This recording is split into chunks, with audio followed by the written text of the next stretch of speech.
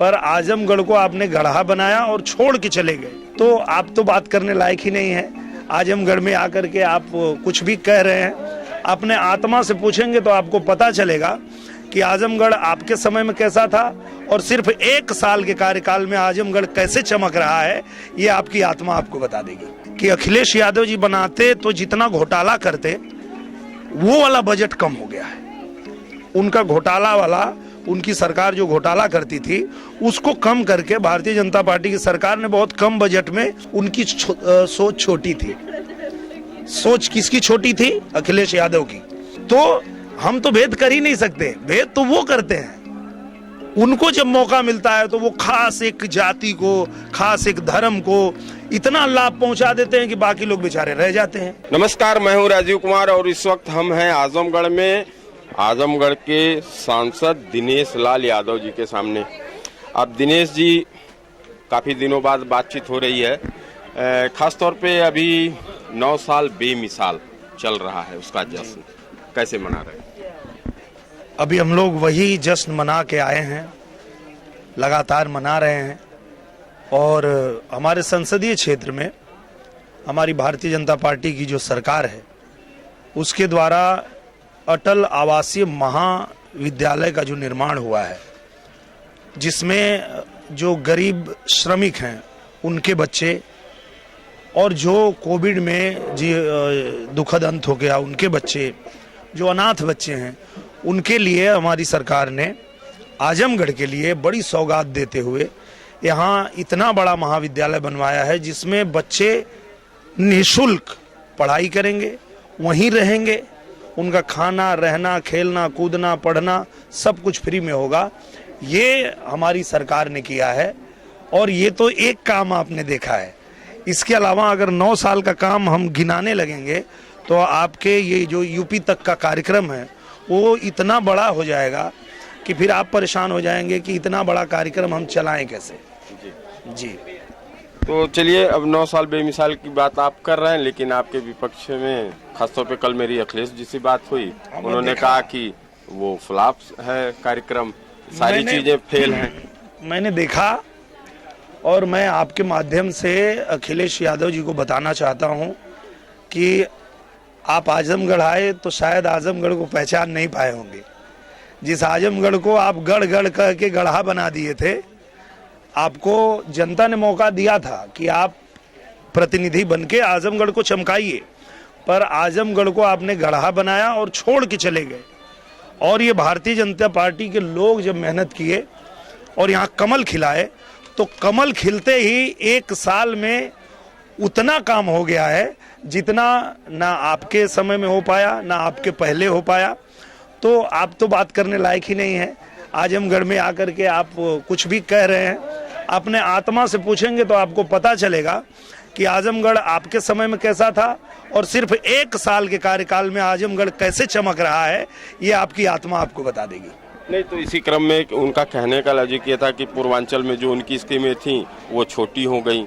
जिस तरीके की योजनाएं थी, चाहे वो एम्बुलेंस हो, चाहे वो 108 हो, सारी चीजें फ्लॉप हैं।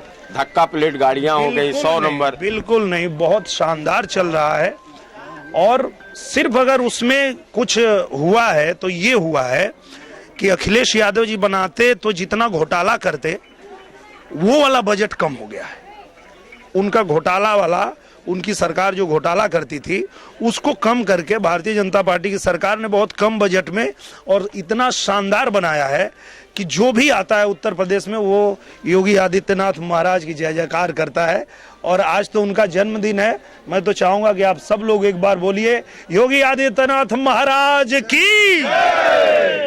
ऐसे ही जयकारा पूरे प्रदेश में हो रहा है योगी आदित्यनाथ जी का। और अखिलेश जी तो खाली कागज पे बनाते थे। कागज पे नहीं बनती है सड़क, कागज पे योजना बनाने से नहीं होता है। उसके लिए भूमि अधिग्रहण करना पड़ता है, उसके लिए जमीन खरीदनी पड़ती है, तब जाके योजना धरातल पे आती है।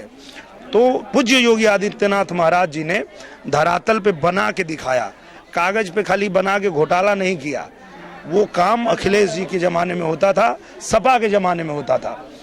आज आप देख लीजिए कि मतलब लंबे दशक में जो काम आजमगढ़ में नहीं हुआ था वो सारा काम आजमगढ़ में हो रहा है, क्योंकि यहाँ कमल खिला है। तो वही अखिलेश जी का भी यही कहना था कि छोटा कर दिए, शॉर्ट कर दिए, तो जैसा काम किए वैसे छोटा दिल आपके योगी जी को भी कर जी नहीं, जी नहीं उनको इतना पता ही नहीं है कि जितनी आवश्यकता है उससे ज्यादा बना है। वो वही तो प्रॉब्लम है उनका, जहां पे जितनी आवश्यकता है वो समझते नहीं है। पता नहीं उनके जो सलाहकार हैं वो कौन लोग हैं जो उनको सलाह दिए थे, उनके किए हुए काम को हम लोग झेल रहे हैं। आज हमको अंतर्राष्ट्रीय हवाई अड्डा बनाना है, उन्होंने नींव ही ऐसे जगह पे रखी, उनको लगा कि खाली वही आके उतरेंगे, प्राइवेट प्लेन से उतरेंगे, आजमगढ़ के लोग यहाँ से अंतर्राष्ट्रीय हवाई अड्डा बना के नहीं उड़ेंगे। उनकी सोच छोटी थी। सोच किसकी छोटी थी? अखिलेश यादव की, कि उन्होंने ऐसे जगह पे हवाई अड्डा का नींव रख दिया कि आज जब उसको अंतर्राष्ट्रीय हवाई अड्डा बनाना है तो वहां जगह ही नहीं है, लोग चिल्ला रहे हैं और लोग रो रहे हैं। ये छोटी सोच किसकी थी? अखिलेश यादव की थी। उनको लगा था कि आजमगढ़ में कभी इतना बड़ा हवाई अड्डा तो बनेगा नहीं, सिर्फ वही प्लेन और हेलीकॉप्टर लेके यहाँ उतरेंगे और यहाँ से उड़ेंगे। तो छोटी सोच किसकी है आप देख लीजिए। चलिए, आपने भी जवाब में उनके ऊपर आरोप लगाया। एक और सवाल है कि आजमगढ़ को आतंक की नर्सरी कहा जाता था, इसके बाद अब आजमगढ़ सुधर रहा है, लेकिन अखिलेश यादव जी का यह कहना है कि ये आजमगढ़ के ऊपर इस तरीके की बातें हैं और यहाँ गंगा जमुनी तहजीब की बात है, हिंदू मुसलमान एक हैं, उसमें ये सिंधमारी की बात है। देखिए, तो कौन कह रहा है कि हिंदू मुसलमान एक नहीं है? अगर हमारे प्रधानमंत्री जी आवाज देते हैं तो क्या पूछते हैं क्या कि तुम हिंदू हो कि मुसलमान हो? इसी आजमगढ़ की पूरी लिस्ट निकाल लीजिए। हमारे सरकार की जितनी कल्याणकारी योजना है, वो प्रधानमंत्री जी से लेके योगी आदित्यनाथ जी की जितनी योजना है, आपको सबसे ज्यादा लाभार्थी मिलेंगे वो मुसलमान भाई मिलेंगे। क्या मैं गलत कह रहा हूं?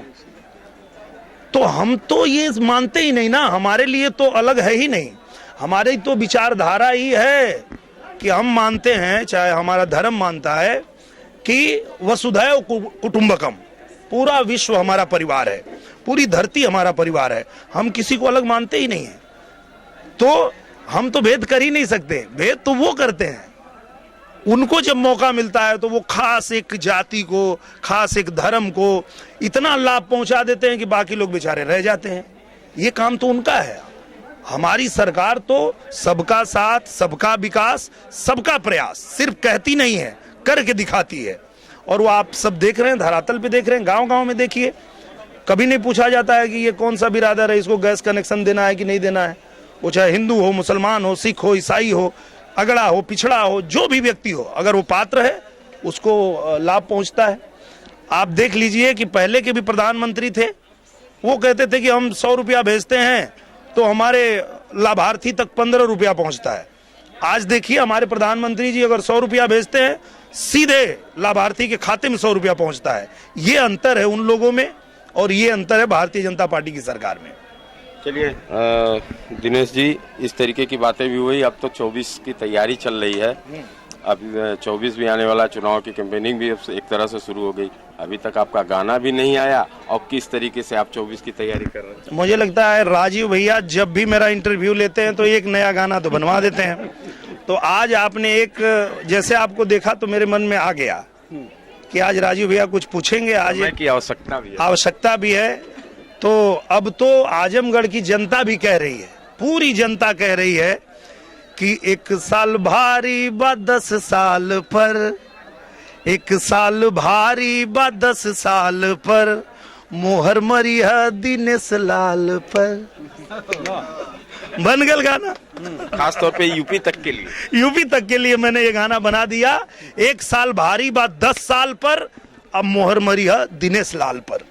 और ये हमारे आजमगढ़ की जनता भी चिल्ला के कह रही है कि उन्होंने 1 साल में जितना काम होते हुए आजमगढ़ में देखा है, कभी उन्होंने देखा नहीं था। ये आप आम जनता से भी सवाल कर सकते हैं राजू भैया जी। तो हमारे यूपी तक के दर्शक आपको देख रहे हैं, उनके लिए भी अब आपका एक अलग से संदेश भी होना चाहिए। हाँ, आप लोगों के लिए बस यही संदेश है कि हमारे पूजनीय प्रधानमंत्री जी जो हैं वो 24 में हैट्रिक लगाने जा रहे हैं, तीसरी बार प्रधानमंत्री जी बनने जा रहे हैं। और उसमें हमारे जो आजमगढ़ के खास करके लोग हैं उनसे मेरा निवेदन है कि जब 400 सांसदों के साथ में, प्रचंड बहुमत के साथ में, जब प्रधानमंत्री जी तीसरी बार शपथ ले तो आजमगढ़ भी उनके साथ खड़ा होना चाहिए। यही निवेदन है मेरा। बहुत बहुत शुक्रिया दिनेश जी।